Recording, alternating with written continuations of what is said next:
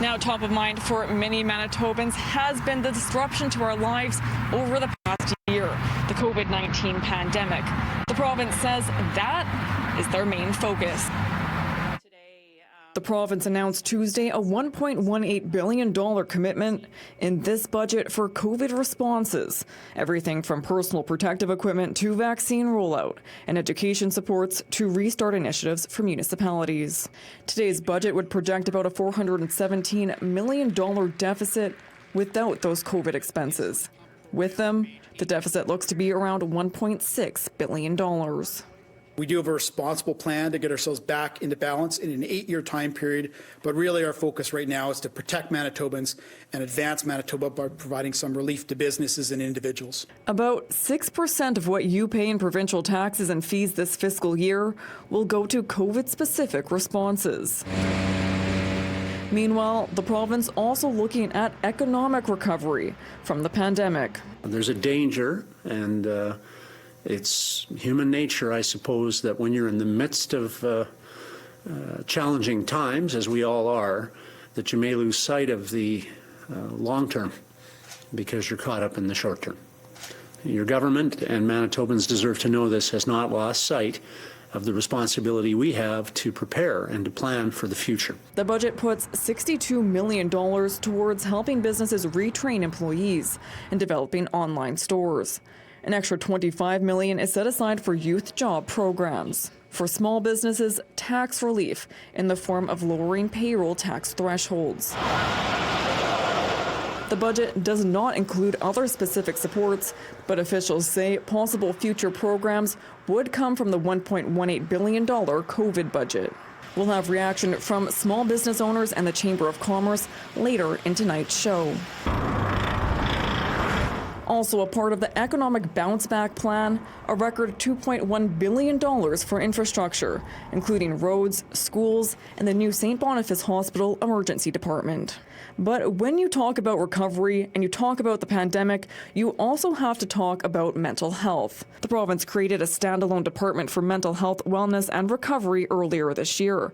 They're funneling $342 million into services and programming there, with about $9 million of that new funding and largely allocated to consultations to help build that department. They're also adding $1.7 million to the mental health and addiction strategy and $1.8 million to 24/7 housing for Manitobans with mental health conditions. I mean, housing is important and everyone needs a home, but we still don't have our long-term treatment, immediate access to treatment. We have people in the community reaching out to us all the time looking for immediate access to treatment, and that's what the government really seems to be missing. The province touting a record level of investment in healthcare outside the COVID response. They've increased funding there by $156 million, with more than half of that accounting for inflation. The total health budget, nearly $7 billion. Here's where some of that money will go. $812 million for rural and northern healthcare capital. $50 million to reduce wait times for hip, knee, and cataract procedures and surgeries delayed by the pandemic. An extra $23 million for cancer treatments, $2.7 million to expand dialysis, and $9.3 million to add 120 personal care home beds. Now, others on the front lines of our healthcare system and indeed on the front lines of our fight against COVID-19 are raising their eyebrows at the province's claims.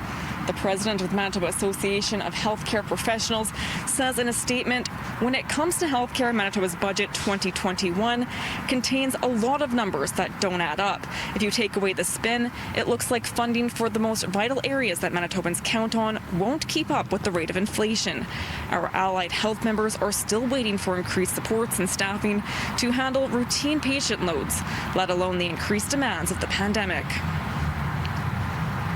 Now, I also spoke to the president of the Manitoba Nurses Union, who voiced her disappointment in the budget. She says they're already experiencing a critical nursing shortage and nurses are exhausted. we had really hoped to see some robust, tangible evidence that this government recognizes that we're in a tough spot in healthcare. We've had lots of cuts, lots of austerity in our healthcare system over the past 5 years, and it's really disappointing to see that this government hasn't addressed the issues in long-term care, which really the pandemic has absolutely shone a spotlight on staffing issues in long-term care. And I was really hoping to see something there.